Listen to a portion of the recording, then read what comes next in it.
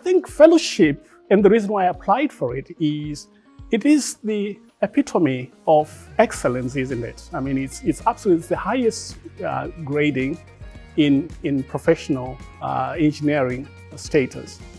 And actually the amount of prestige that comes with fellowship and the amount of, respect is so, amazing that I actually thought, if I get fellowship, I'll be so thrilled. So that was part of the reason I applied for fellowship. It started when I was a young boy in Southern Africa. I happened to be watching TV and there was a discussion on TV. It was a group of adults. But what struck me was one of the participants was constantly being referred to as the engineer. And actually people were giving him a lot of respect. He also seemed to be quite knowledgeable. So it was on that day that I decided when I grow up, I also want to be an engineer. I got my fellowship straight after I got my chartered engineer. And when I looked through the report, I think it was actually at the very bottom of the report, there was a comment/recommendation from the panel that says the candidate was actually quite outstanding. Potentially, maybe we should consider for fellowship. So then I went back to the registration team and I said, actually now, could I also apply for the fellowship? And they said, absolutely, yes, you can. And we're here to help. You need advice, you need guidance. And I found that guidance through the advisor that I was assigned to by the registration team. We went through all my experience and we then chose the 3 best areas where my competencies would better answer the requirements. And that's what we focused on. So after gaining my fellowship, the impact on my career and my profile in the industry has been astronomical, I have to say.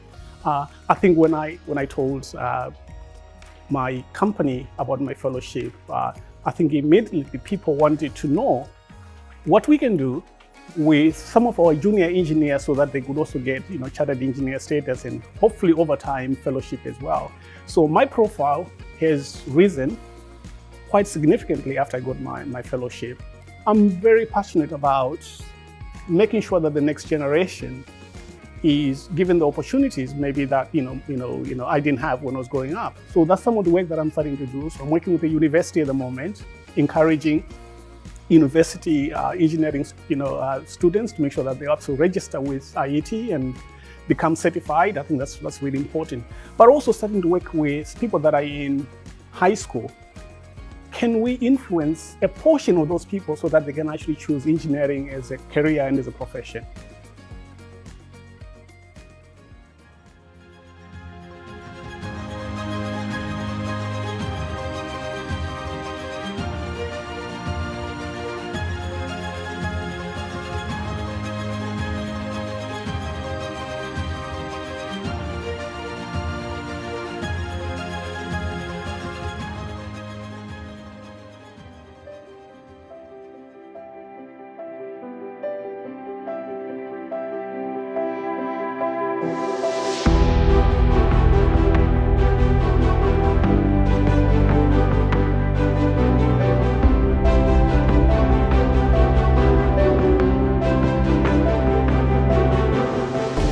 Skills that maybe you wouldn't find elsewhere.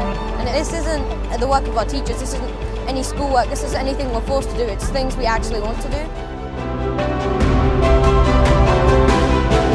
Some people like me, I come from a lower socio-economic background, so might not necessarily have those contacts with companies to get that work experience, to get that first step on the ladder, and things like this can actually get you onto that ladder so you feel like you can have a fulfilling career.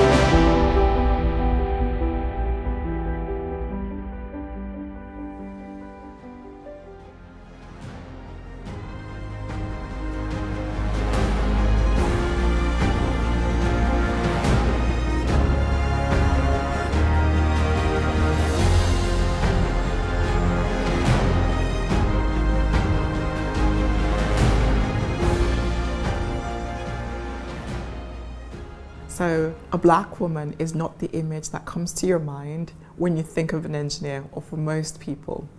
And so to be able to actually have that, to be able to actually say, I'm an engineer, I'm not just an engineer, I'm a chartered engineer, to help people challenge their biases and their stereotypes. It's been so helpful, it really has.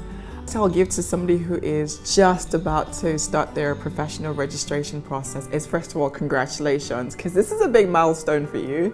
The fact that you've gotten to that point and you've gone, actually, you know what, I think I can do it, is massive. So that is wonderful. I would say this is a time of reflection, a time to really just go through everything that you've learned over, your career so far, to highlight all the things that you might have taken for granted. I would say reach out to people who have become chartered, reach out to the professional registrations team. Just think of your journey beyond chartership as well, because that helps you complete the application process. When you go, actually, I want to be on the other side of this, it is great incentive for you to put those hours in if you need to complete the form, because the journey beyond that is absolutely amazing. You'd be extremely proud of your achievements.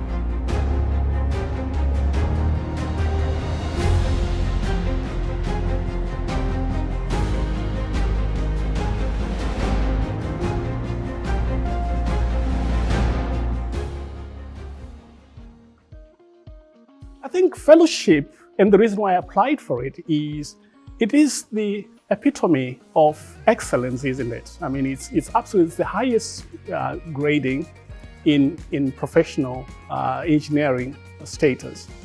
And actually the amount of prestige that comes with fellowship and the amount of respect is so amazing that I actually thought, if I get fellowship, I'll be so thrilled. So that was part of the reason I applied for fellowship. It started when I was a young boy in Southern Africa. I happened to be watching TV, and there was a discussion on TV. It was a group of adults. But what struck me was one of the participants was constantly being referred to as the engineer. And actually people were giving him a lot of respect. He also seemed to be quite knowledgeable. So it was on that day that I decided, when I grow up, I also want to be an engineer. I got my fellowship straight after I got my chartered engineer. And when I looked through the report, I think it was actually at the very bottom of the report, there was a comment/recommendation from the panel that says the candidate was actually quite outstanding. Potentially, maybe we should consider for fellowship. So then I went back to the registration team and I said, actually now, could I also apply for the fellowship? And they said, absolutely, yes, you can. And we're here to help. You need advice, you need guidance. And I found that guidance through the advisor that I was assigned to by the registration team. We went through all my experience, and we then chose the 3 best areas where my competencies would better answer the requirements. And that's what we focused on. So after gaining my fellowship, the impact on my career and my profile in the industry has been astronomical, I have to say. I think when I told my company about my fellowship, I think immediately people wanted to know what we can do with some of our junior engineers so that they could also get chartered engineer status and hopefully over time fellowship as well. So my profile has risen quite significantly after I got my fellowship. I'm very passionate about making sure that the next generation is given the opportunities maybe that I didn't have when I was growing up. So that's some of the work that I'm starting to do. So I'm working with the university at the moment, encouraging university engineering students to make sure that they also register with IET and become certified. I think that's really important. But also starting to work with people that are in high school. Can we influence a portion of those people so that they can actually choose engineering as a career and as a profession?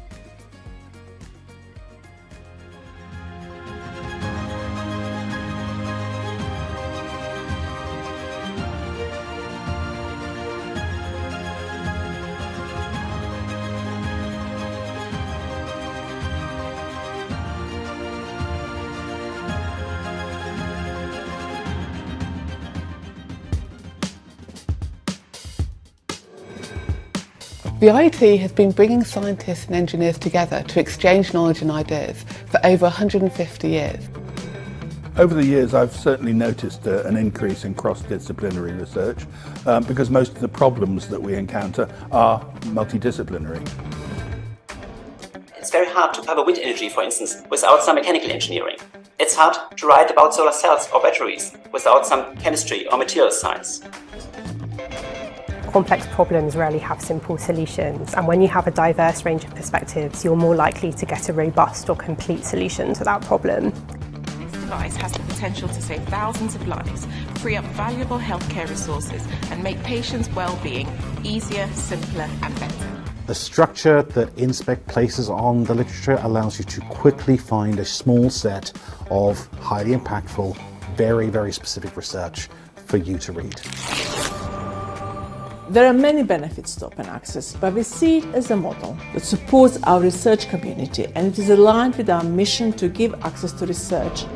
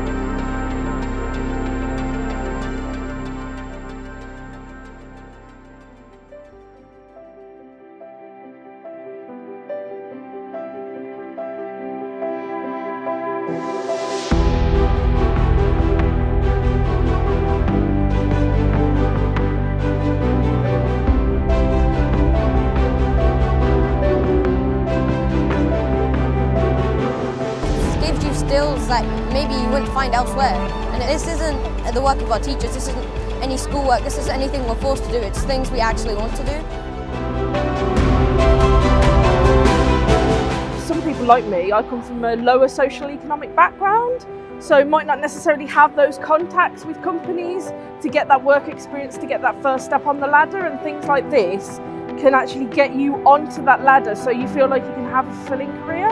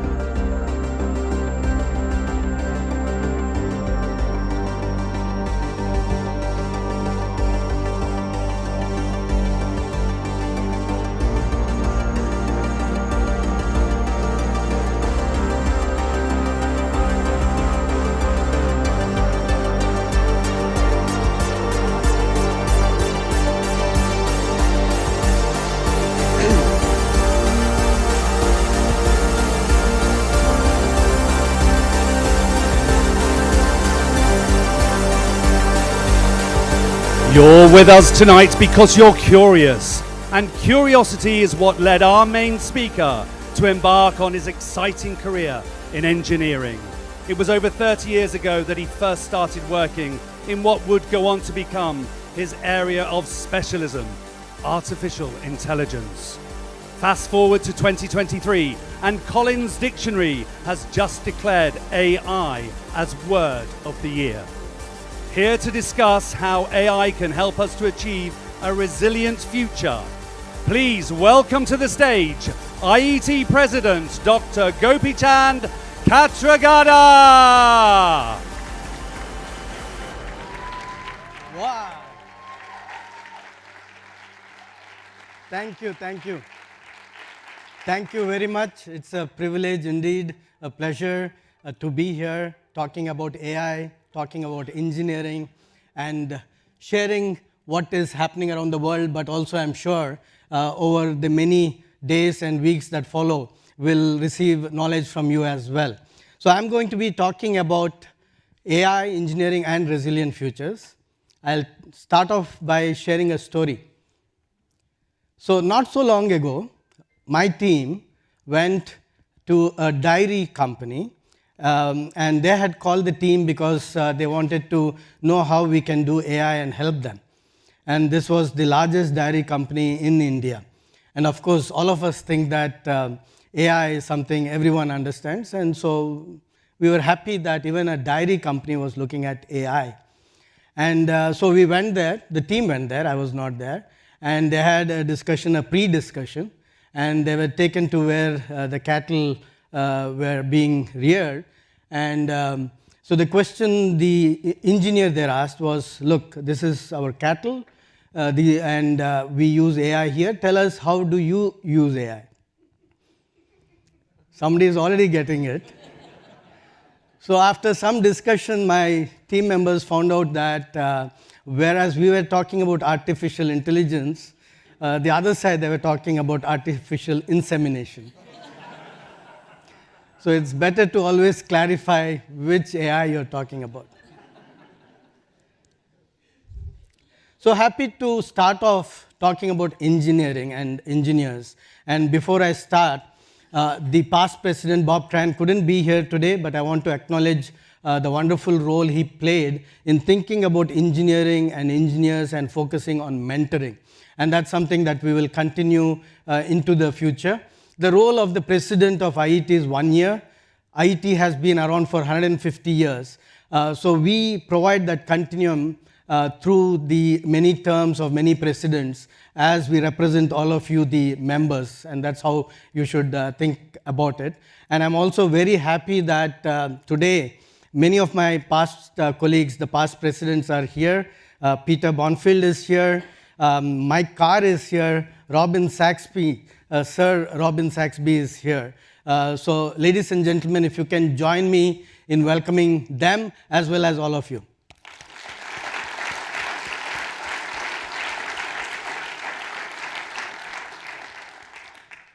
So talking about engineers, again I'll tell you a story. There was a problem which came to me, and the problem was such that I took one of my engineers to the problem. So the way I always think about the best solution coming out of a situation is to take yourself to the data, take yourself to the source of the problem, or take the best person to the problem. So that's what I did here. And the problem was that this was G Plastics. And we were building new plastics, and we needed to flame test it. And when you flame test plastics, you put the sample and bring a Bunsen burner below it and set it on fire basically, and it warps in 3 dimensions, and you maintain that distance between the tip of the plastic sample and your burner as it catches flame. Then you time it in terms of how much time it took to catch the flame, remove the Bunsen burner, bring it back again after the flame dies down. So you time how much time the flame took to die down. You bring the Bunsen burner back again and let it drip. So all of this was being done manually, and they wanted to automate it, and they've been trying for 15 years to automate it. And the way they were trying to do this was by subtracting the image of the flame from the sample, very logical way of thinking about doing this. So when I took my colleague, his name is Anandraj Sengupta, to the problem, it wasn't very long. He saw the problem and he said, Gopi, there is no point in trying to subtract the flame from this image. What we need to do is track the shadow. Right? So if you think about it, the flame doesn't cast a shadow, and all you'll be left with is the plastic sample and the Bunsen burner. So you can make sure that the distance between the burner and the sample is fixed. And using that shadow, you can time everything with a video. Right? And this was very simple, and he repeated this again and again. Any problem that I took him to, he came at it with theoretical knowledge, very fundamental, and at the same time, a practical application, very useful. So that's what we engineers we did all the time. In this world of AI, in this world of constant technology change, the engineering that we do is not going to change, in that we have to still be creative, we have to still be able to deliver to the promise that we make. However, there are a few changes that we need to think about. One of it is, when I was an engineer in the past, I could be a specialist and coast pretty much. I could be an electromagnetics sensor developer, and I could be that for the rest of my career. That's no longer going to be the case. Things are moving very fast. Materials are moving very fast. Life sciences and what's happening in life sciences are impacting every other area of engineering as well.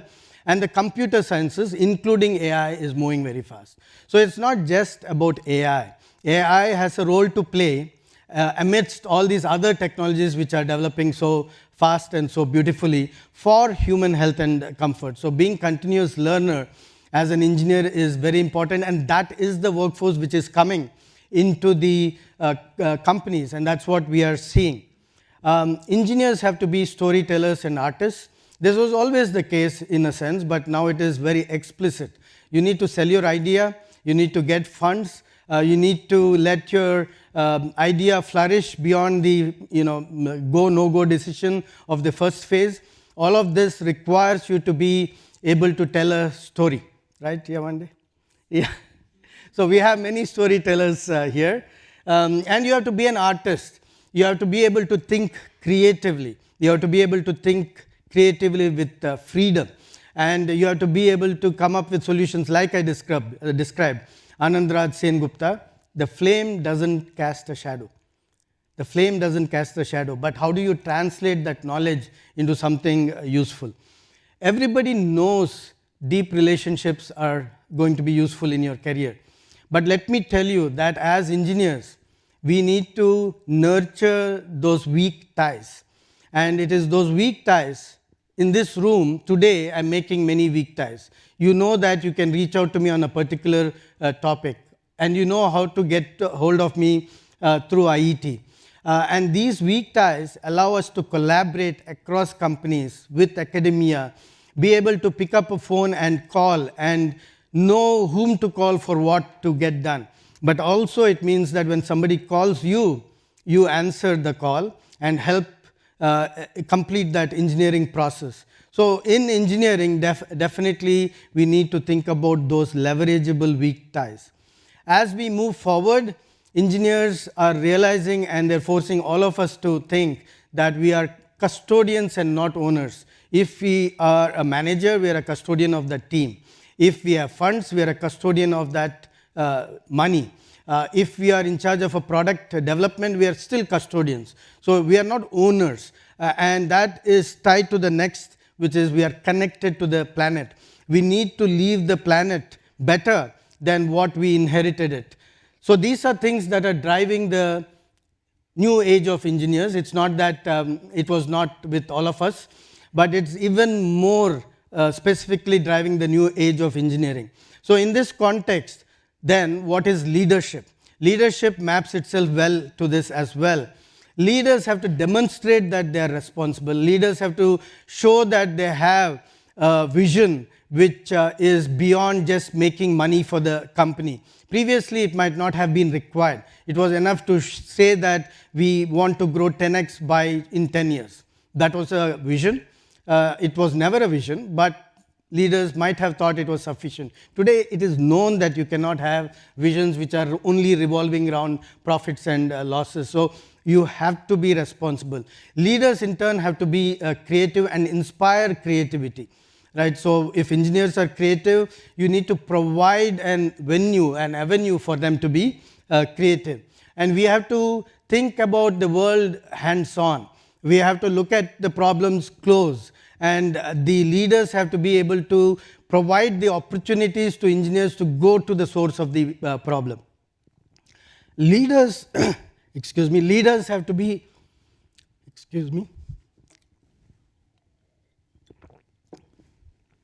leaders have to be change agents. In the analog digital world, leaders have to understand that the world we are in is not just digital. We are in an analog digital world. And in this world, we have to reimagine everything in terms of, let's pick music. Today, if you're thinking about digital music, and that is the state of the art, can we think about bringing the analog, the live experience of music back into the living rooms? That would be creative. So digital has its advantages. Digital keeps the music and the notes intact because of the way it's coded as it goes through the distances that it has to travel. However, analog has the properties of creating a vibe environment in the room, which can be recreated if you use analog at the end point. And this is something that leaders have to be thinking about. And leaders have to ensure that they're thinking about being globally impactful.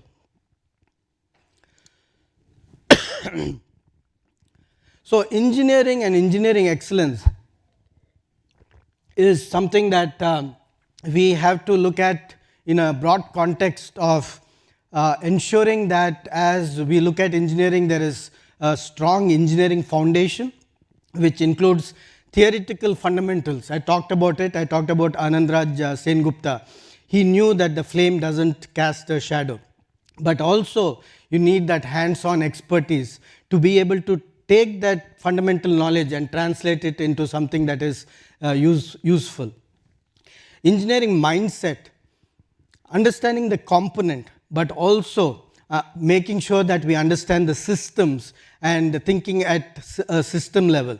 And execution, understanding cost and productivity and being conscious about it, but also being able to document and collaborate not only with the future, but with the other engineers in the present, but also collaborating with yourself. If you look at your notes a few days after you have been in the depth of engineering a piece of work, you will be surprised. You will think that it is somebody else who has written those notes. And that's what I'm talking about, that even with yourself to collaborate, you need to be able to look at detailed documentation. So this is a foundation of engineering and engineering excellence. And then innovation. Innovation is about finding new ways to create value. So you create with freedom. You nurture with passion, and you change with detachment. These actions, create, nurture, and change, are uniquely associated with those mindsets. So why is it that you cannot create with passion? Because it's too early sometimes to bring in passion when you're still trying to figure out all the ideas. You're still open to all the ideas, not only your ideas, but ideas wherever they come from. So hence, these mindsets are uniquely associated. Create with freedom, nurture with passion, and change with detachment. So in a corporate setting or in an academic setting, these three aspects, create, nurture, and change, will remain. However, how you go about doing that will be unique to your companies, and we can talk about it. So for example, a flavor of creating is know your end customer. And that you can learn best from looking at FMCG companies. So if you look at Procter & Gamble, they send their people to live with the customer and know their end customer. So that's how they get creativity. The source of their creativity is their customers.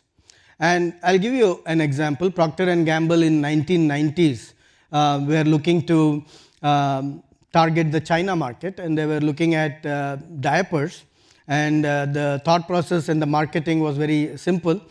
China at that point of time also was very large, 1 billion plus. Now obviously there were many children, and so there is a need for diapers, and Western diapers in this case. And also they knew that China was a cost conscious market. So what they did in terms of market research was this: sitting in the US and doing market research for a region far away. So they decided that China needed cheaper diapers, so they went about making it. They made this cheap diapers which were much lower cost, and they were a little plasticky but did the job, and then they released it into the market, and it didn't work, right? But Procter & Gamble then did what they really do well. They didn't pack their bags and leave.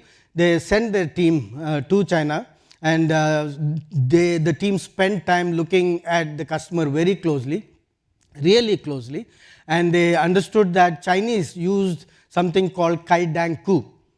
Anybody from China here? Did I say it right? More or less. Yeah, kai dang ku are the Chinese diapers which has a hole right in the middle, and when the baby squats, the diaper doesn't get wet. So any of you who have been parents know that with Western diapers, the best attempts that you make, you will still have a diaper rash on the baby, right? So the Chinese were not very impressed with the Western diapers, so they wanted to use their own diapers which did not result in a diaper rash. So at that point of time, the Procter & Gamble decided that let it be that we cannot target the daytime diaper, we'll target the nighttime diaper. So that's what they did. And they had to make a diaper which was more expensive because the diaper had to last longer. It had to last 8 hours versus 4 hours. And so they did that, and they created a diaper, released it into the market. But even before doing that, they had to think about brand and advertising. So they said that, look, nighttime, the Chinese diapers will still get wet because the baby is not squatting. And the baby will wake up, baby will cry. And one of the husband or wife has to get up and go and take care of the situation, right? And many marriages break in this process, determining who is the person who goes and takes care of this matter. And so they said that, look, your baby will sleep through, our diapers will absorb, the baby doesn't get wet, you will sleep better. And so they were very successful. By within a year of introduction of these diapers, 90% of the babies in Shanghai were wearing the Procter & Gamble diapers. So something like this is amazing. 90% is a large number. And they didn't stop there, just to make sure that you understand that there is no one-time success and that is it. That's a Harvard Business case study, but life doesn't work like that. So they maintained their presence in the market. They understood the customer very well. And a few years later, they went with an advertising campaign saying that not only do you sleep well, they did some research with a Chinese university and said even the baby sleeps well and the baby's cognitive abilities increase. Right? So now who will not buy these diapers where the diapers enable the baby's cognitive abilities to increase? Right? So this is still a story of innovation where the source of innovation was actually going to the customer. I'll just spend time on one more story and we'll move in the interest of covering the material. The ability to shape the market is slightly different than understanding your customer. So Intel is a great example, was a great example, and hopefully they again regain that prominence of shaping the market. So what they did was they were able to predict the future. Moore's law, for example, the transistor density will double every 18 months. But that was the nature of the company. Otherwise, just imagine a chip maker decided how the computers were to be. It should have been the other way around. Right? The computer maker should have given the specifications for the chip maker. But that was not the case because Intel shaped the market, they understood the market, they made the market happen. So you go through these, and each company has a different way of being able to create. Similarly, each company has a different way to nurture. 3M, for example, the Post-it note, it was a failed adhesive. The reason for its success was because they talked about it. The person who made that adhesive spoke about it, and the person who needed such an adhesive for putting stickies on his choir book for weekend music at his church, and that's how the Post-it note was created. But the company took a bet on something like that and put money behind it. So that's all part of the nurturing aspect of innovation. And change is very difficult. When you're the most successful, can you change? And so that's where there are very few stories to tell, but one good one is Netflix. Netflix changed the market by introducing mail-in of CDs when there was a video library of tapes. But simultaneously, they started looking at sending content over the bandwidth, which was hardly there. So just imagine a company, when you're talking about hardly bandwidth existing, they're already talking about sending OTT, over the top video streams. And so that's a great example of thinking about change. But these are old examples, but there are many new examples as well. Think about Airbnb, or one of the many companies which are part of the sharing economy. Right, Uber, as an example, is part of the sharing economy. Airbnb, I would never have imagined that I would go and stay in somebody else's house, or stay in somebody else's, not entire house, but only a bedroom where another bedroom is occupied by the landlord. But this is a reality now. I have done that. I've done it in every form, just to get the experience of what is happening culturally. Culturally, that's a big shift. And anticipating something like this is again a way to think about creativity. So you can go on and on. Each company creates differently. Take a pause there. I wanted to also just put up a roadmap of my career, just to highlight a few things. That a career is never in a straight line. So many times you take a step down. As an example, as a lab manager for the GE John F. Welch Technology Center, my prior job was leading as VP of Technology 400 technologies in the US, but I wanted to be back in India. So I went to a role where there were 4 technologists, and we started all over again. Right? So sometimes you take a step back only to run harder and jump longer. The other point I wanted to make was something like IET, volunteering. It doesn't happen at the end of your career, it happens throughout, and you don't have to separate out a career and volunteering. It's part of your career. So for me, throughout my career, be it in college, or be it later in grad school, or be it in my first place of work, I was always a volunteer, and took great pride in the fact that I learned many of the leadership skills while volunteering.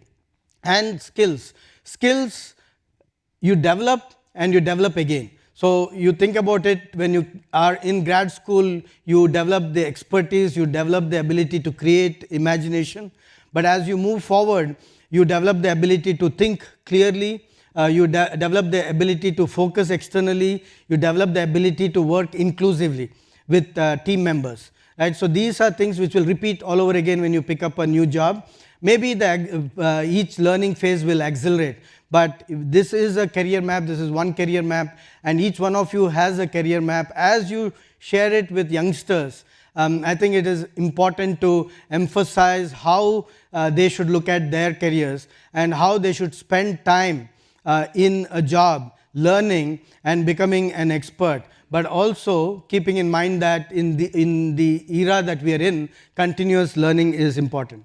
So on that note, let me talk about artificial intelligence, something new, something all of you want to understand, something which nobody understands fully, but it's got applications that are really magical.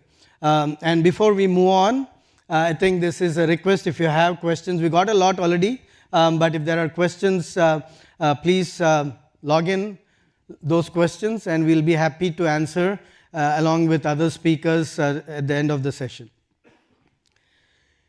Yeah, so neural networks, and this afternoon we had a talk, Ranjan Nag also presented and demystified neural networks, so I'll be doing a version of that. Neural networks, to first understand the artificial neural networks, so-called artificial neural networks, we first think about the biological neural networks. The human biological neural networks are very powerful. And why is it that they are so powerful? They are made up of a computing unit called a neuron. But a neuron in itself does the following: it accumulates inputs from other neurons and processes it through some nonlinearity and sends it onwards to other neurons. So is this what makes the neural network powerful biologically? And is this what we mimic and make the artificial neural network powerful as well?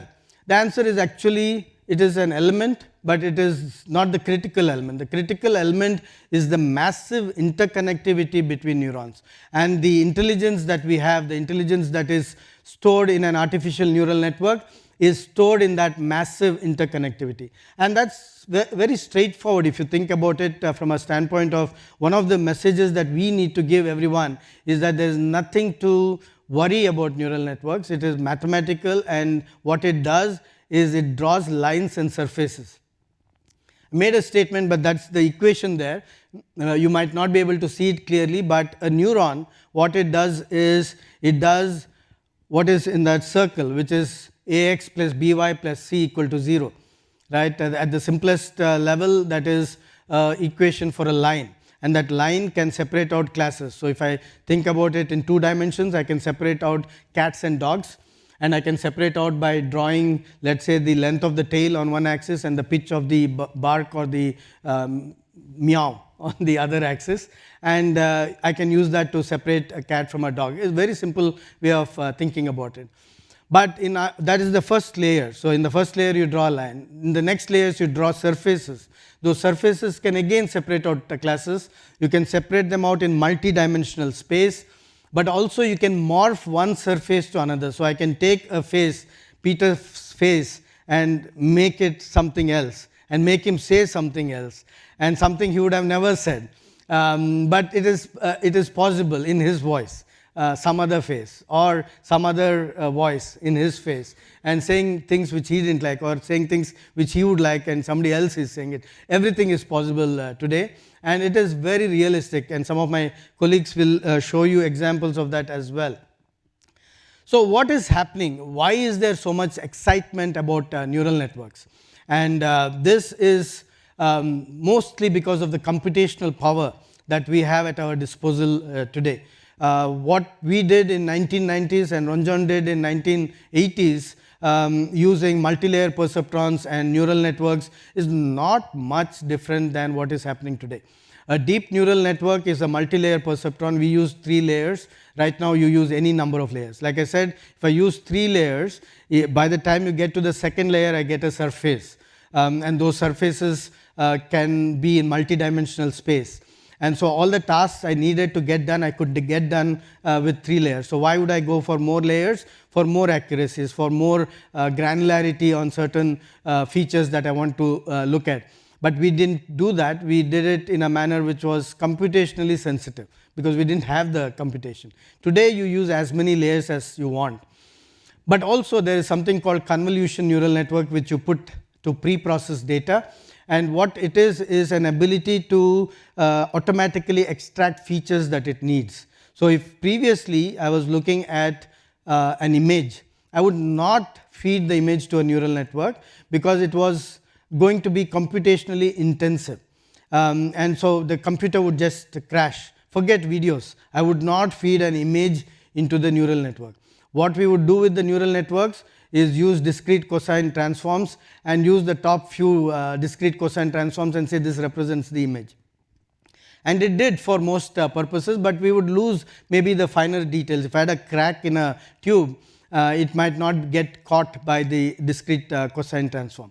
So today, by using the convolution neural networks, we are able to look at the image in multiple levels of granularity. I can look at the shapes, I can look at the lines, I can look at the colors at various levels of granularity as it passes through the convolution neural network, and essentially what it is doing is understanding the image, the way we did it with discrete cosine transforms.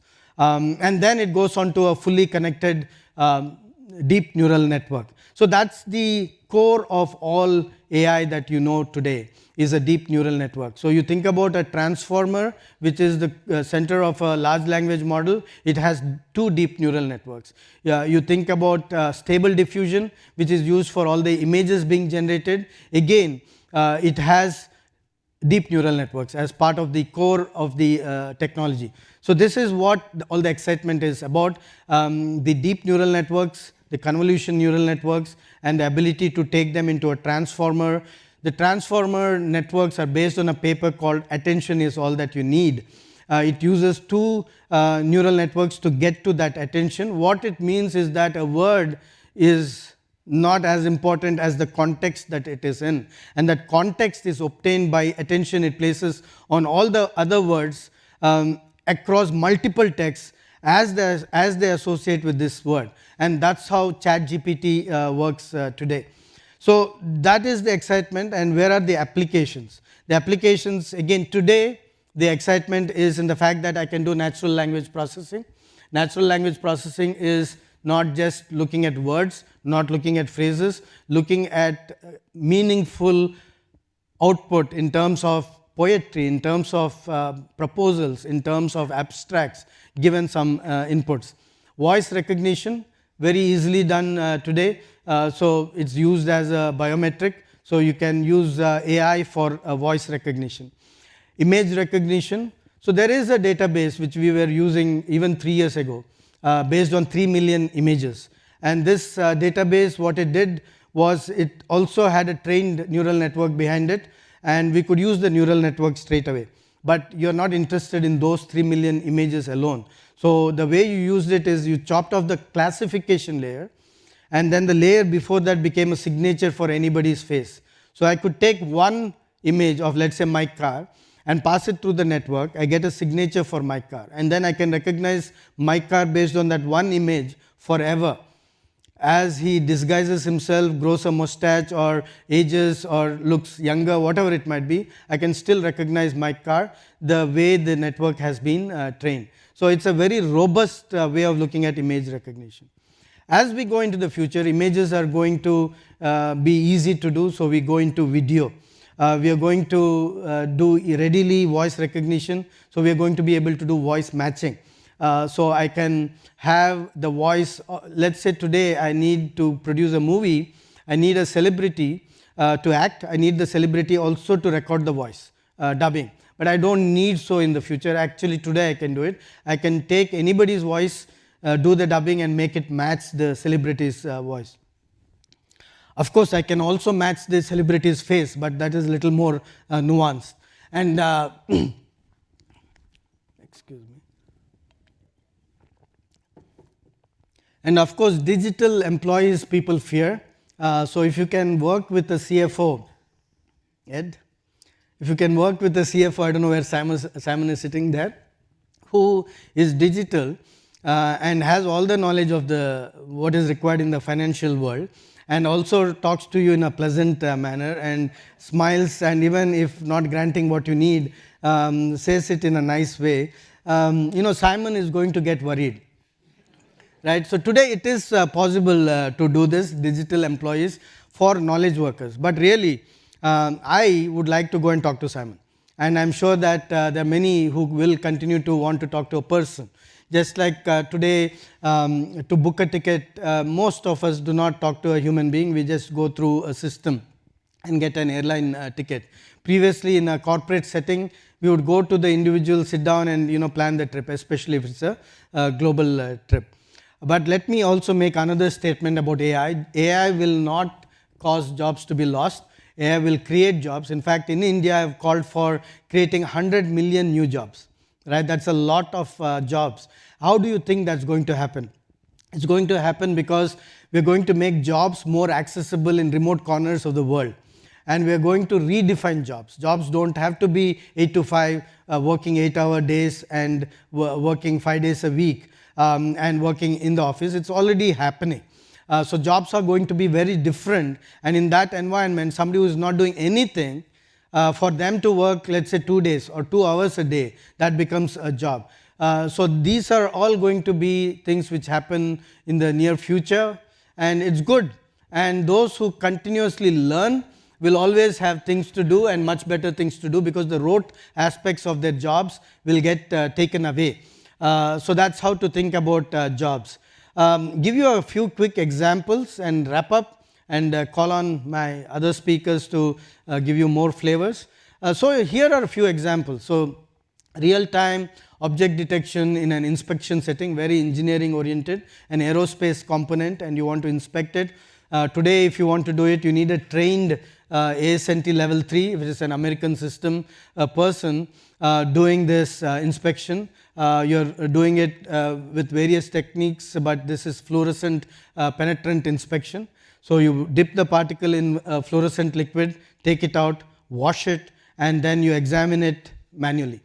Right? You can automate this completely, but here we are showing a semi-automated system where a camera is replacing the eye, and the AI part is replacing the intelligence. So you're looking at the fluorescent reflections and determining if there are defects or not. So all reflections are not fluorescent, and all fluorescent reflections are not defects. Some of them are geometric, some of them are reflections because of geometry. So all of that intelligence is programmed in. And also the fact that a camera can look and get that reflection is also AI programmed in. So this is one example of what you can do with AI and what is being done today. And these examples which I'm sharing are all from what we do as a team, so first-hand information. So here's another example, nighttime video, and if it's a rear parking camera and you're trying to park, it's very difficult to see in this scenario. Even if you use IR, infrared, the nature of the images are not going to be very conducive to parking. So we have taken that nighttime video and made it look like daytime. And you can see the ability to park definitely increases, but also everything else is much more visible. So if you're using it for surveillance, you can do it much better also. So some of you are probably signal processing folks and video processing folks. You can do some element of this using filters, but if you use filters, you know that everything will get uniformly brightened up or darkened down. So it's not going to work the way this has worked. Here's another example of what can be done. These are Delhi streets, and so the problem was that object detection was done globally, but on Delhi streets you also have cows and horses and various other things which the local people felt that the global scenario was not sufficient. And if you had 2 people walking on a street in Delhi streets, you have thousands of people walking in the street in a small distance. So the problem becomes very different, the scale becomes very different. So this again is something that the AI can do very well. Now hence that brings us to the question about ethics in AI and ethics in data. So are we doing things correctly with data? Are we doing things fairly with data? Fair doesn't mean just privacy, fair also means are we paying for the data in a fair manner? And are we looking at the impact of AI and ensuring that it's not being used to discriminate? For example, I can easily differentiate ethnicities, but we as engineers should ensure that we are not allowing it to be leveraged for discrimination. So those are all things that are going to form part of the discussions going forward.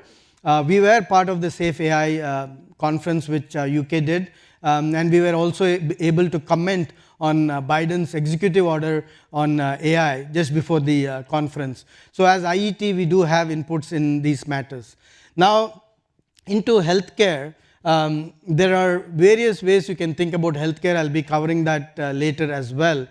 So to keep it short, can you look at wearable data? Can you look at non-invasive wearable data and determine chronic inflammation, which is a precursor to chronic diseases, and every disease other than infectious disease is a chronic disease. If you are able to do that, that is quite something, and we have at least shown in a proof of concept way that using bioimpedance and using heart rate variability and using certain images of the face you will be able to determine whether the individual has a trend which is increasing the inflammation. So this is cellular level inflammation that we are talking about. So when you think about AI, you need to think about it and use it in a manner that's just not replacing some existing way of doing it, but think about a new way of doing healthcare in this case, right? So resilient futures, and this is going to be a topic of a discussion in COP28 as well, and we will be representing IET there. The thought process is, as the world's population grows and as we find more and more technology and more ways to provide human health and comfort, who is talking for the planet, who is thinking about the planet, and who is thinking about our own future into the several years later, and who is thinking about other species which exist on this planet.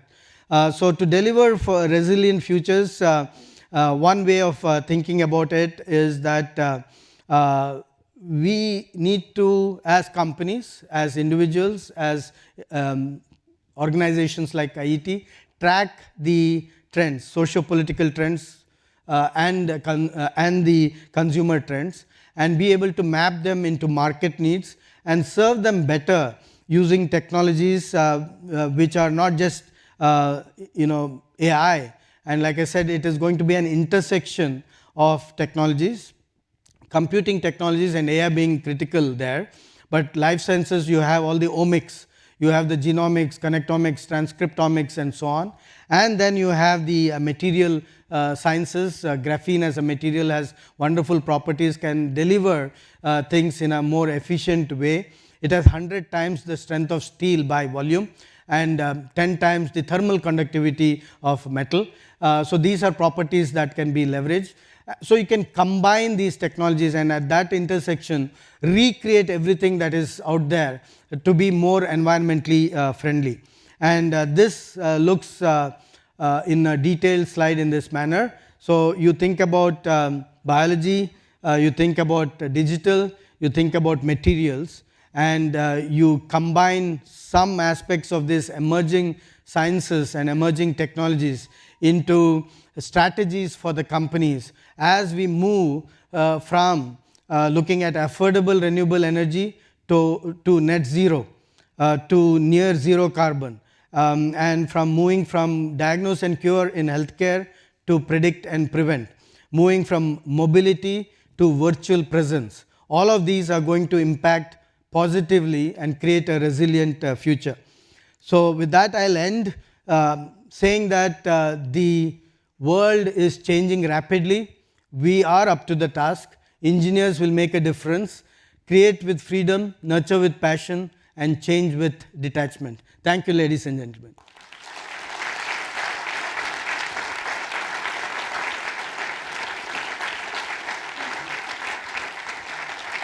Thank you.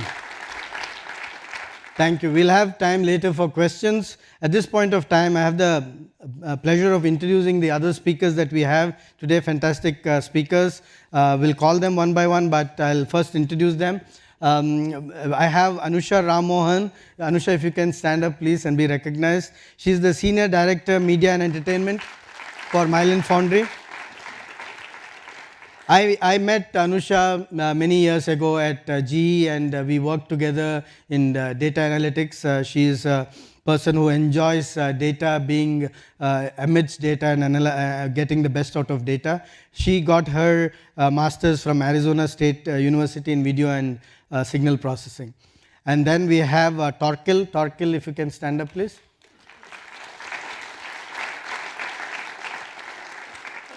Torkil is the founder and CEO of Auto RD Limited, and he works with autonomous motorcycles, looking at advanced rider assist systems. He was previously with Tata Motors, where I had an overlap with him, and through my colleague John Richmond here, who is also here, got to know him. He was the ADAS leader there, which is autonomous driver assist systems. He has a PhD from University of Bath with a focus on automotive active suspensions. Thank you, Torkil. And we also have the pleasure of having Tom Wells, Deputy Director. Tom, if you could stand up, Deputy Director Deputy Director, Emerging Technologies, Futures and Projects, Government Office for Science, he was previously with the British High Commission in Bangalore. He got his Masters in Chemistry from University of York. So Anusha, if I can request you to please come over and talk about media and entertainment. Ladies and gentlemen, welcome Anusha again.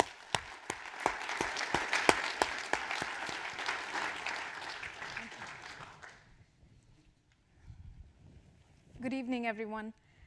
Thank you, Gopi, and thank you, IET, for inviting me here.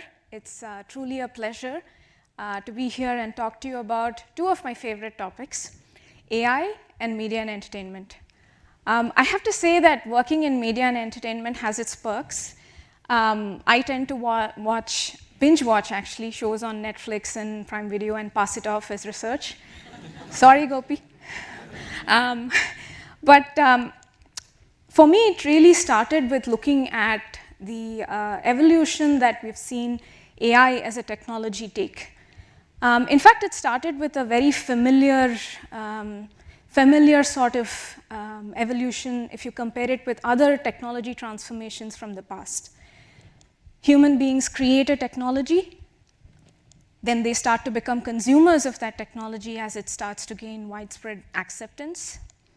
But for some technology disruptors, including AI, they have now gone on to become augmenters of human activities, creating outcomes that are faster, cheaper, better. But I believe that we are at a stage in this evolution where AI is starting to break from the past and really become more of co-creators and collaborators for many human endeavors, including our daily activities. And a lot of the recent advances in generative AI has enabled this transformation. And this is particularly relevant for the media and entertainment sector. And I'm going to start off with content, which is really at the heart of this world. But AI for content creation is a bit of a controversial topic of late. And we hear this constant refrain of how AI will take away jobs, and make it difficult for everyone, and there's understandably a lot of fear around that. But I think there's less attention that's being paid to applications and use cases where AI can enable outcomes that would have previously been not possible due to constraints of time, cost, and sometimes even human capabilities. Here is an example of an AI model that is able to transform content to make it suitable for global audiences. Now, one of the big challenges with dubbing in video is that there's a constant mismatch between the video and audio.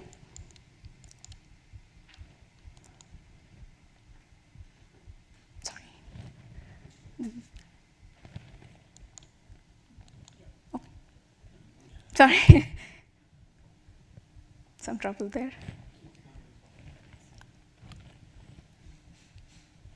The audio?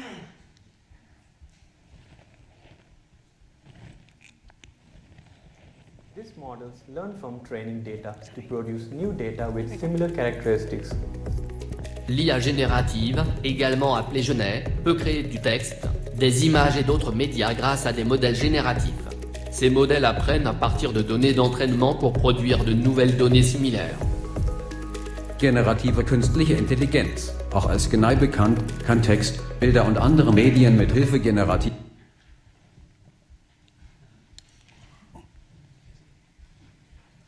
Modelle erstellen. Diese Modelle lernen aus Trainingsdaten, um neue Daten mit ähnlichen Eigenschaften zu generieren. Generative AI, जिसे GenAI के नाम से भी जाना जाता है, generative model का उपयोग करके टेक्स्ट, चित्र और अन्य मीडिया बना सकता है। ये मॉडल समान विशेषताओं वाले नए डेटा का उत्पादन करने के लिए प्रशिक्षण डेटा से सीखते हैं। Now, there's a couple of different AI models that have been stacked together to generate these outputs. The first model transcribes the original audio to text. Another model translates it from one language to another. And then there's another model that generates audio out of that translated text. And finally, there is a video transformation model, which changes the original video to match the new audio. The space of content distribution has already seen tremendous changes in the last decade or so, particularly with the rise of digital distribution channels and video streaming. But what this has meant is that there's a tremendous strain on the existing infrastructure, particularly on network and bandwidth. Here is an AI model that is able to transform low resolution, low bitrate content, which you see on the left, to higher resolution, high quality video. What this allows streaming service providers to do is they can stream lower resolution and lower file size of videos, thereby reducing bandwidth requirements, while the AI model is able to deliver high quality content to viewers.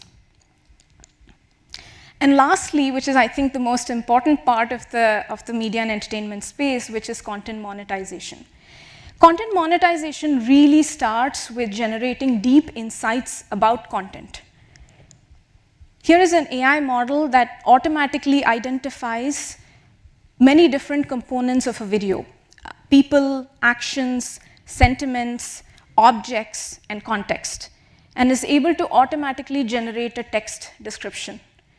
Now, this ability to generate rich metadata about both video and audio is then able to enhance existing monetization models, whether that's for intelligently inserting ads that are contextual, based on content and user personalized, and create deep and rich content discovery options, the ability to interact with content, as well as create highly personalized recommendation models.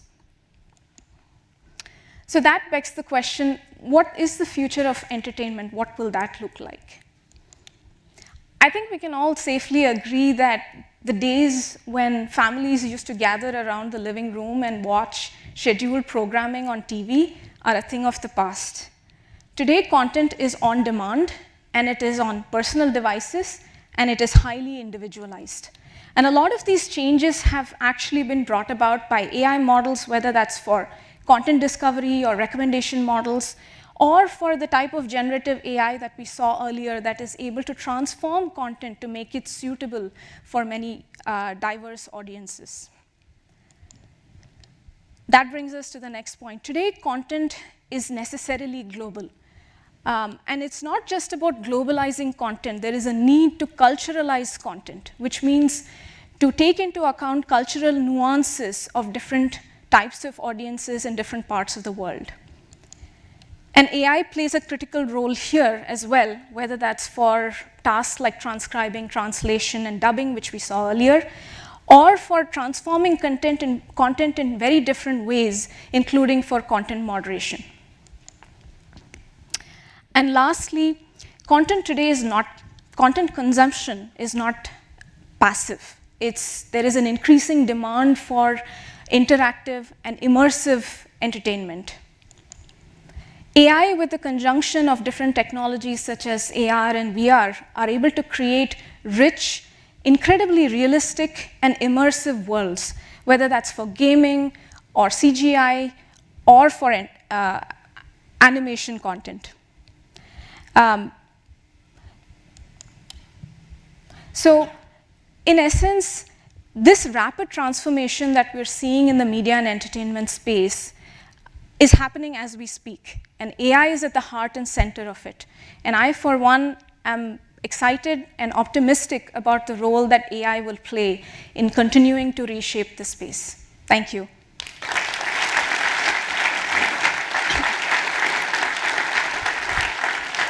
And with that, I invite Torquil to come up on stage.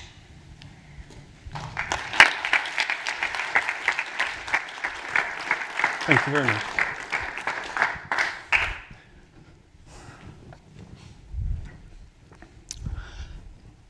Thank you all. It's a pleasure to be here and a great pleasure to be invited to speak to you all tonight. I'm just going to have a quick canter through a few of the ways in which AI is impacting the automotive industry and give you a few thoughts around that. One of the areas where we've already seen an amazing impact is in engineering component design.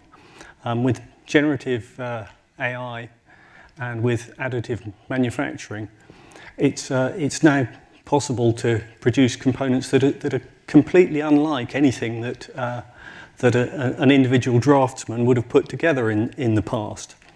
We're looking here at a seatbelt mounting bracket assembly. It would have been an assembly. It would have used 8 different components.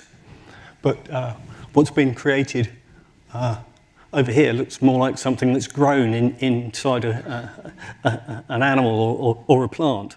But the end result is that it's a single component doing the job of 8. It's 40% lighter and 20% stronger. And it's got nothing whatsoever to do with traditional drafting or traditional metal bashing. It's a complete change.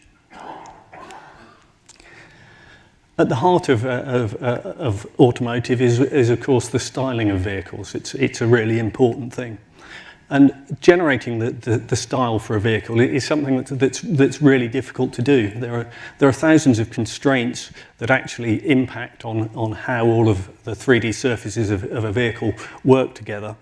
And traditionally that's taken whole departments to do that, to get from 2D sketches to full 3D surfaces that are fully feasible to manufacture.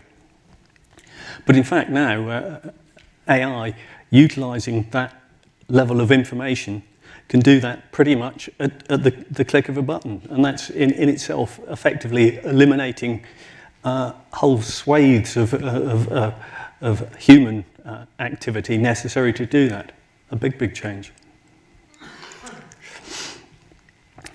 And of course, once you've got a lot of data that's describing what a vehicle's really about and what it looks like, AI is now able to pick up all of that and to produce digital twins that are an incredibly accurate representation of the vehicle.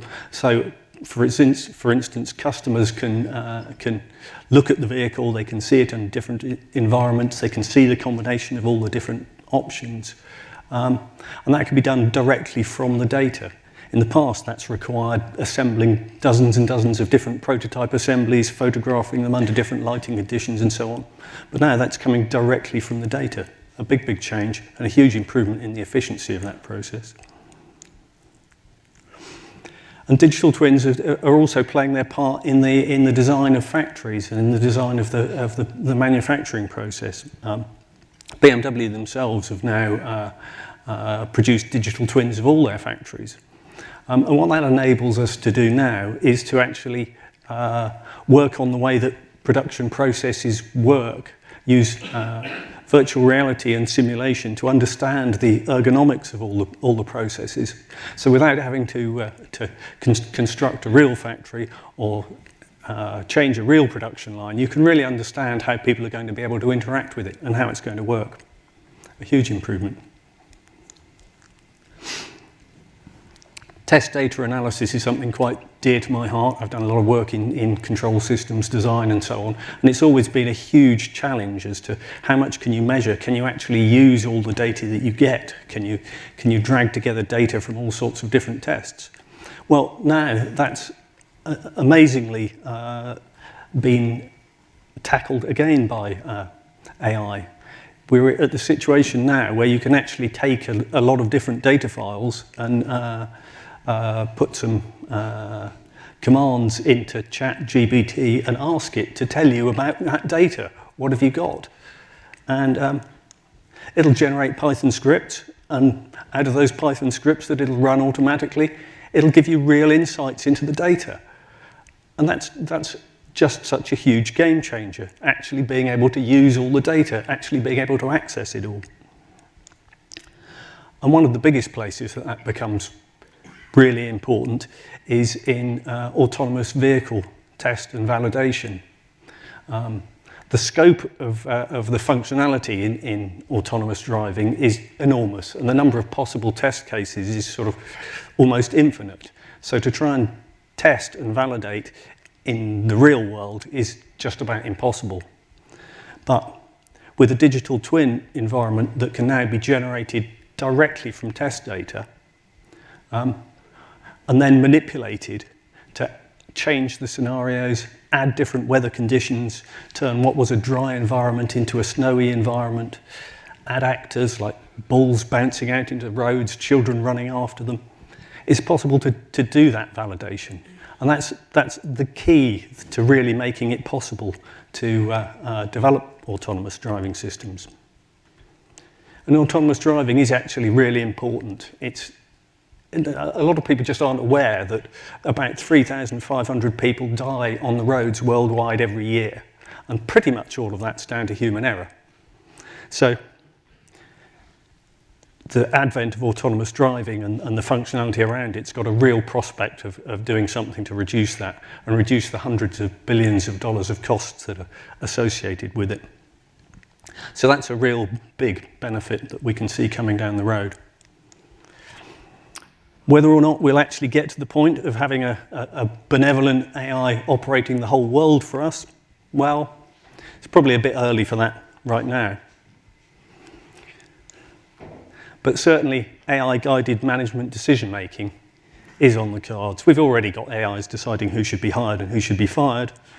But there's a real prospect, I think, that we might do away with some of the ego-driven decision-making that actually interferes a lot with the engineering job and end up having better-run companies that make more use of their engineers. And who knows, one day we might even do away with the need for expensive CEOs and replace them with AI. Okay, thank you very much. Now,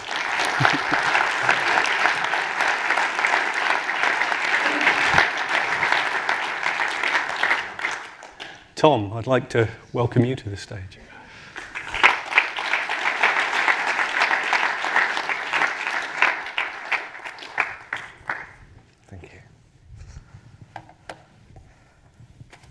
Well, I should start by saying thank you, Gopi, for inviting me. It's a great pleasure to be here. And I guess I should also apologise. I'm going to talk very little about AI. This evening, we were asked the question, how can engineering and AI contribute to a resilient future? And I guess I come with a question, resilient to what? Which I think hopefully complements the excellent talks we've heard so far. The government published its resilience framework at the end of last year. And if there's two things I'd draw out from it for this audience, it's two things. One is it drew a really important distinction between acute risks, things that might happen in a moment, and risks which are chronic, which play out over time. And the second thing I'd draw attention to is the need for that for our understanding of those things and those risks to be informed by foresight.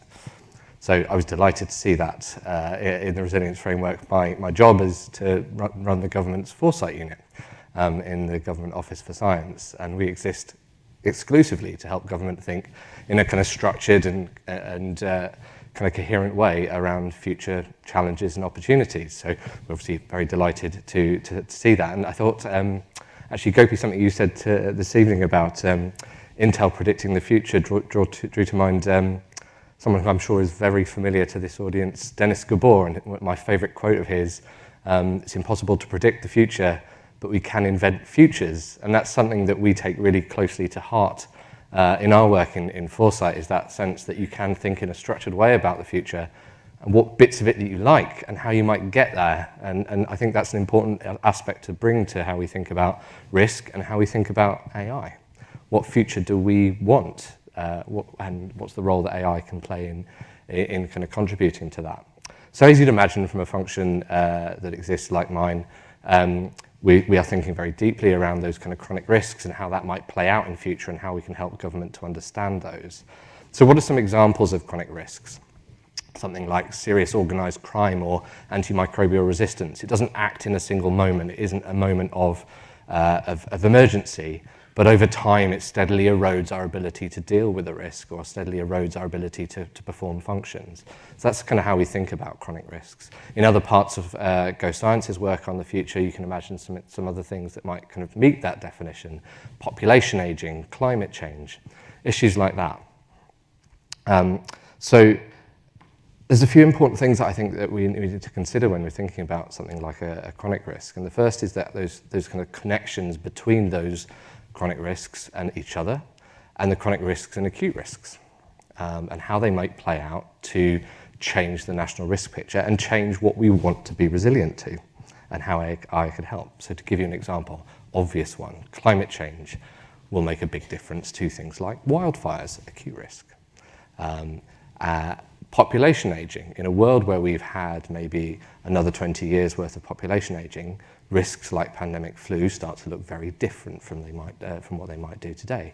So you can start to see some of those interconnections. Another thing that I think is important is that many chronic risks aren't going to act linearly, and they may be very uncertain. So demographics, relatively everybody, there's a famous quote, demographics is destiny. It's hard to magic up 80-year-olds out of nowhere. They tend to have been born about 80 years ago. So we've got a relatively good sense of kind of where our demographics are going.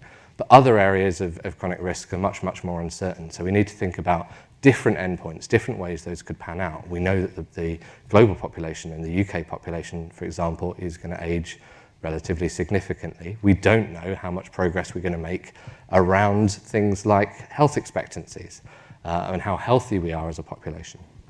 So we need to think about multiple different scenarios for these chronic risks and how they interact. So what does all that mean for AI? I think there's three things I'd kind of draw out. Coming right back to kind of what we're meant to be talking about, sorry. First thing is, AI is, as we've heard tonight, a massive change. It may not replace all kind of many, many jobs, but it's certainly going to disrupt a lot of them. And AI will bring risks with it. So what are the I guess one question is, can we think of AI as a chronic risk? What are the changes and the slow burn changes or the faster changes it's going to bring to us that it's going to change what we want to be resilient to? You've heard an awful lot from the UK government about how it's getting ahead of some of the kind of big AI risk questions and the AI Safety Summit. Our contribution to that was some scenarios that we published and a risk assessment paper around future AI risks in the run-up to the summit. And we'll be doing more work in that kind of space through the Foresight program shortly. But one area where I think we need to think about is that kind of AI as a kind of question in the kind of that risk space and potentially as a chronic risk. It's kind of slow burn change. The second, I think, is that, as we've heard tonight again, AI is going to play an important role in helping us respond to many of those risks. It will have a huge role to play in how we respond to climate change, minimize our emissions. So AI both as a risk, but also as an ability to manage risks. And maybe a third, I'd say, is thinking about that uncertainty of those interconnections and how those different types of chronic risks and acute risks can interact with each other. AI is one of those tools that helps us to spot patterns that we couldn't see, interrogate larger data sets, and kind of really kind of get through some of the complexity that maybe holds us back from some of these big systemic challenges. I'm really excited about the potential for AI in that space to help us to improve science, to improve our understanding of how we kind of respond to some of these kind of slow burn chronic risks or kind of systemic challenges. So I'll end there on a kind of hopeful note that I think as we develop our understanding of systemic risks and chronic risks, AI could be very much part of the solution to that. And with that, I think I'll hand back to Gopi.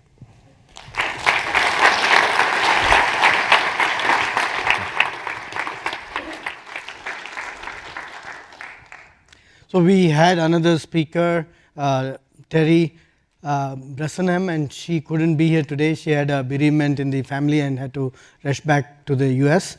So there is a significant amount of interest in healthcare. So I'm going to play that role of talking about healthcare as well. The question is, as we move forward, are we hackable? Do we know enough about the human body that makes us hackable to understand us to a point where we can intervene as required and make us perform as we want to perform? And the answer is we are not yet there, but our understanding of the human body is at an all-time high, as it should be, and the ability to take AI into that understanding is also significant. So if you look at diagnose and cure to predict and prevent, moving from organ and tissue health to cellular health and then to molecular health is how we think about it. Organ and tissue health is where we have been. And when we look at a CT machine, a MR machine, or ECG machine, what we are looking for is the health of an organ. Either it's vital information which is coming out through an ECG machine, or a tumor that we are detecting using a CT or MR machine. Many of us have not thought through and understood what is cellular health. Cellular health is the health of every individual cell. So if your cell is healthy, then there is a particular ratio of water inside and outside the cell, that is intracellular water and extracellular water. That ratio gets disrupted, means your cell is inflamed. If your cell is inflamed, eventually it leads to your chronic inflammation and chronic disease. So that's another place where now we can play a role with AI. But also you have heard about omics and the various advances over there, and I mentioned it before, the connectomics, which everybody knows genomics, which is about the DNA. But connectomics is how the nervous system is connected, and that plays a significant role in both physical and mental health as well. But then there is transcriptomics, which has got to do with the RNA and so on and so forth. The gut microbiome and the microbiomics is another area of rapid advances. So with all this in place, we have to look at health in multiple zones. AI in diagnostics, in going, like I said, into the organ health, there are many tools and we recognize those. For example, using X-rays to differentiate between pneumonia and COVID, AI was used. And then the MR output. MR is already a complex mathematical output from a piece of equipment which is really miraculous. But on top of that, if you add AI, you can get even better images. And then there is the ECG and the ability to automatically detect certain issues with the heart. Again, AI has been used in these areas. And then talking about moving from organ and tissue health to cellular health, I already mentioned about it before, but this is a context in a different setting, is that when we are looking at cellular health, we are looking at an ability to look at the cells being inflamed. Today, you have to do it with a blood test, and even that is a proxy. So if you're using a proxy, as well can we use a non-invasive proxy, and that is a Quest, and that requires sensor data but also AI, because we are combining information from multiple sensors. So if you just take bioimpedance, just take heart rate variability, or just take a flushed face, you're not going to get to chronic inflammation. So the ability to combine information is where AI plays a role. And with omics as well, looking at your data and being able to predict your day and how best you can look at your health at a molecular level is something that AI can play a role in addition to getting information from your body. So again, thinking about AI in healthcare means we need to think about it differently than just saying, can I detect a tumor automatically instead of a doctor having to detect a tumor. But you have to think about chronic inflammation and cellular level health. You need to think about molecular information and molecular level health. That is where AI is taking us, and so that is enjoying being in the moment. So while we say we are chasing bliss, enjoying being in the moment, living a full life while we are chasing immortality, and being human while we are chasing divinity. Right? So this is where AI is taking us. Thank you again, and thank you.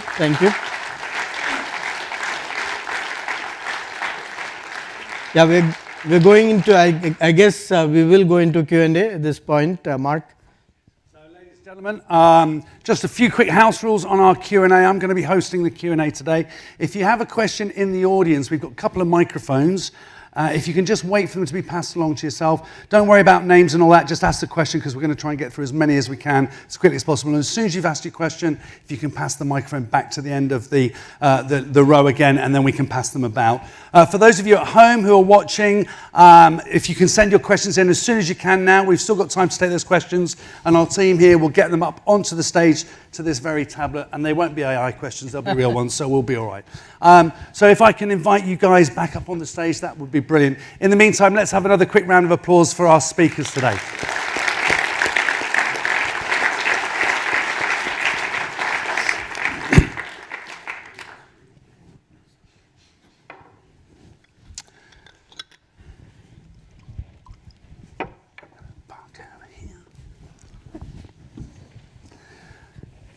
So, anybody in the audience got a question? If you put your hand up, we've got one there and one here. We'll get some microphones over to you. I'm just going to go quickly to the questions we've got coming in from outside first, and then we'll come to those. So, Anusha, this one's for you. From deep fakes of celebrities to subliminal messages in landscapes, AI-generated media content is spreading virally every day. What responsibility should the developers of these tools take for its use or abuse? Well, yeah, that's a great question, and I think I sort of anticipated that for media and entertainment, the question about deep fakes.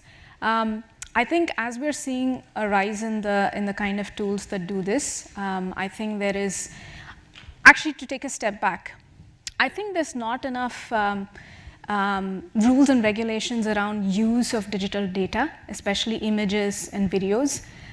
There's not enough information, there's not enough guidelines and framework on how they can be used, leave alone how they can be modified. So I think we have to start there, and I think the guidelines and the framework for modification of digital content has to be derived from ownership of content and how that can be viewed. So I think that's probably the most important thing. And I think we will also see a rise in the number of tools, and we're seeing that already in identifying digitally modified content. So I think there's going to be enough research in that space as well. Brilliant, thank you. Have we got our first one from the audience? There we go. Hello, right, Will Stewart. Do I stand up or not? You can do if you like. There are, people can see me, it doesn't help, you as well as hear me. Right, I see this is a little bit a question for the speaker who isn't here, but a lot of medical conditions that are mentally based are enormously helped by talking therapies. Now, I know there are some experiments in using AI to provide somebody to talk to, not cheating, being honest about the fact that it is a machine. I wonder whether that is the thing that actually is going to have the biggest impact in the medical area in the next 10 years. What do you think? Brilliant, thank you. So you're asking the question about matching a mental wellness practitioner to a patient. Yeah, I think that's a good use of AI to look at the needs of the patient and try to find the right expert to be able to talk to. But there are other aspects also, like proactively looking at the mind space, and there are tools which, when you're going in for a therapy session, you want to meet a real doctor, but there are meditation sessions which can be well conducted by technology. So I think you're absolutely right. Mental wellness is an area which has not got much attention, and that's an area where AI can play a significant role. Thank you. We've got one here now for Tom. What are your views on implementing an international regulatory approach in the UK which can promote innovation in AI, but at the same time minimise risks of safety and security? Yeah, so in the scenarios that we produced in the run-up to the summit, one of the dimensions that we purposely varied was geopolitical cooperation on AI. And that was for one really good reason, is that if you're seeing increasingly these tools released on the internet, they're not going to respect borders. Any kind of regulatory approach which just takes a kind of a single country, where that model could just be then developed elsewhere, kind of deployed elsewhere, and then kind of used and then come back into a given jurisdiction, is going to be much more limited than a kind of a global approach. So I think different countries are going to take different approaches. There are obviously quite big cultural differences in terms of how we think about different aspects of AI and kind of privacy and copyright law, and lots of different aspects to that. But fundamentally, if we aren't able to take some kind of coordinated approach across the world, it's going to be much harder to manage some of the risks associated with AI. And I think that's why you've seen the kind of UK government convening the AI summit as it did. We had another one from the audience, I think, right at the back there. Have you got your microphone there?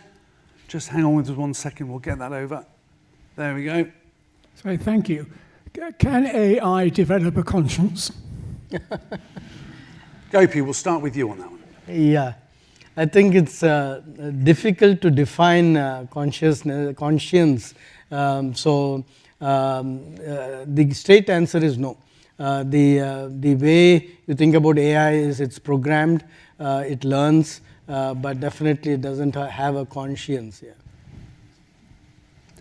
I've got a question now for you. Thank you, Gopi. We've got a question here for you, Torquil. We've seen lots of tech over the years start life in the automotive industry, especially from F1, moving really into kind of the wider audience.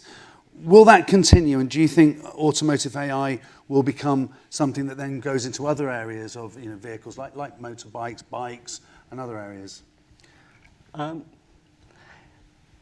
don't really see automotive as being at the forefront of AI as such. It has lots of applications within the engineering of vehicles, and a lot that's actually applied to the way that vehicles are working and the user interfaces to them. And I think a lot of what develops there does spread out naturally, but I don't really see the automotive industry as leading in respect of, for example, consumer electronics, which is always going to be sort of several steps ahead. Brilliant. Gopi, we've got another one here for you. Do you see any opportunities to use AI to remove inequalities in society for life expectancy going forward into the future? Wow. So AI has an ability to look at inequality in certain ways. For example, if you look at bias, there's a lot of worry about AI and bias, but it's easier to remove bias from data and hence AI rather than human beings. It will take longer. Now, in terms of inequality of life expectancy, there is much more than AI. AI should not be ever looked at as one silver bullet and it can solve a life expectancy problem. It's much more complex. It needs a systematic view in terms of solving that, but AI will have a role to play. And just there's a sort of supplementary question here that came in, which was, do you see AI helping with our sort of global goals on net zero? Is that something that you think AI is going to help with as well? That I think absolutely and necessarily. So I'll give a little detailed explanation. So if you look at net zero, there are many aspects. One is the aspect of being able to consume less. The other is the aspect of being able to produce in a more friendly manner with lower emissions. And the third is to be able to remove some of those emissions in a manner that is acceptable scientifically. And in each one of these areas, AI will play a role. I'll just give a quick example in one of the areas. So you can produce electricity much more efficiently by optimizing a farm of wind turbines rather than an individual wind turbine. So one turbine can actually let the wind pass so that two other turbines can produce better at the farm level, and that determination can be done using AI. Brilliant. Have we got any more from? We've got one here and one over there. If we can get a microphone there. And there's Peter here in the front row. We'll start with that question there. Good evening. So thank you for a wonderful talk. My question is about training, development and mentoring. So how do we make careers in AI accessible, and how do we bring on young people into this space? And then supplementary question is looking at how do like establish businesses that are just traditional ways of thinking about the world. How do we help them step into this space? Yeah, brilliant. I think we can go through all those. I'm going to quickly throw in a little bit on the end of that, because you've asked 3/4 of a question somebody's posted in there, which as well is how do we get social responsibility aspects into the use of AI and the development of it as well from younger people? Yeah. So we can start with you, I think, Tom. There's a question around how do we get more people involved, trained, and have AI accessible, and then I can...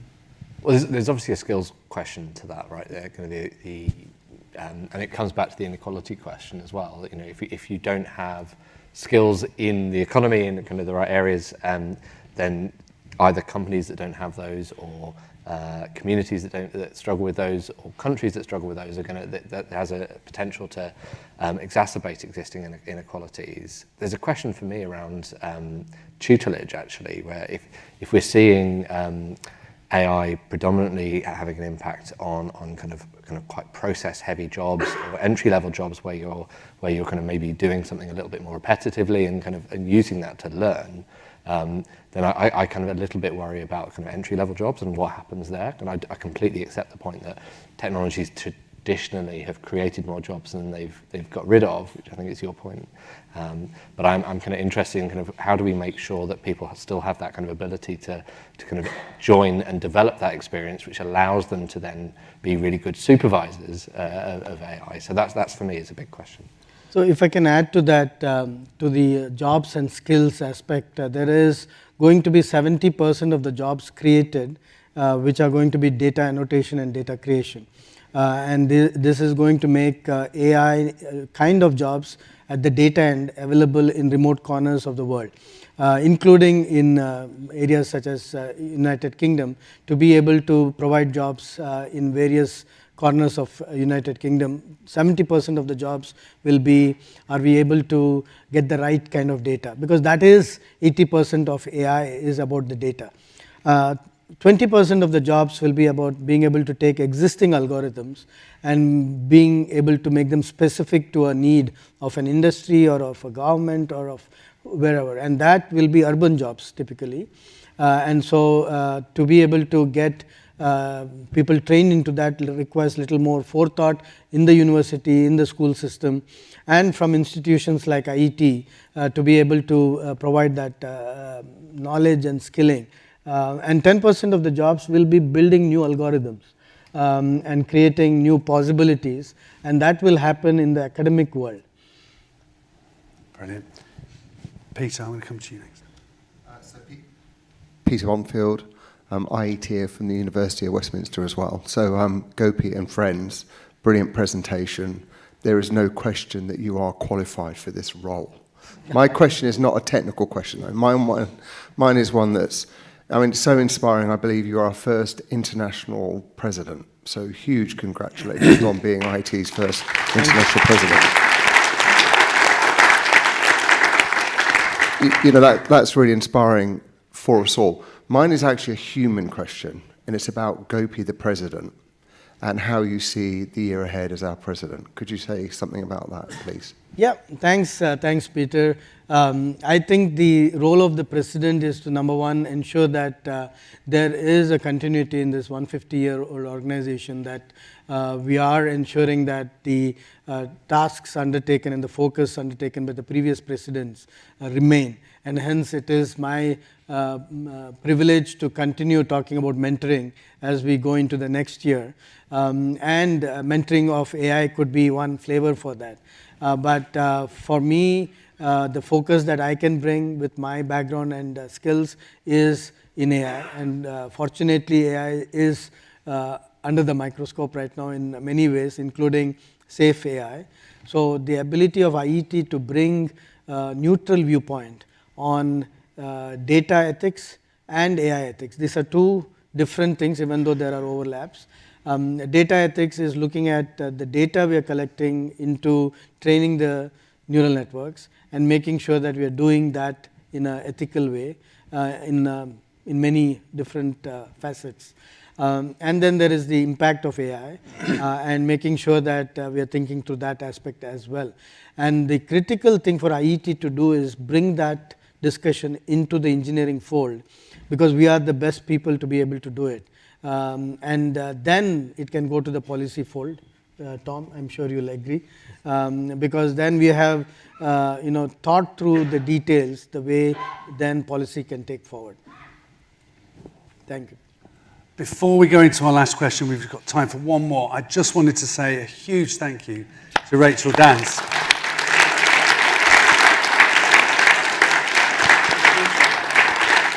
I mean, an absolutely fantastic performance. She signed the whole show, start to finish, stood up, hasn't had a seat, and it will be online. So the actual live broadcast today was signed, and for you here in the audience. Let's have another round of applause for Rachel.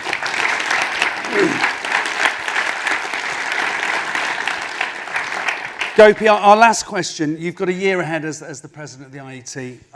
If you could change something that would make us the centre of excellence in AI, what would we need to change at the IET to really get us at the forefront of being the institution known for it? Yeah, I think taking more risks and putting out greater challenges, and we are able to do that. For example, I called out for 100 million jobs being created in India, and that is possible. We need to make such calls, stand behind it, put details, so take greater risks. Brilliant. Well, that brings us to the end. Gopi, you're going to have a few words before we go, I believe, but ladies and gentlemen, before we do, let's have a big round of applause for everybody who spoke today.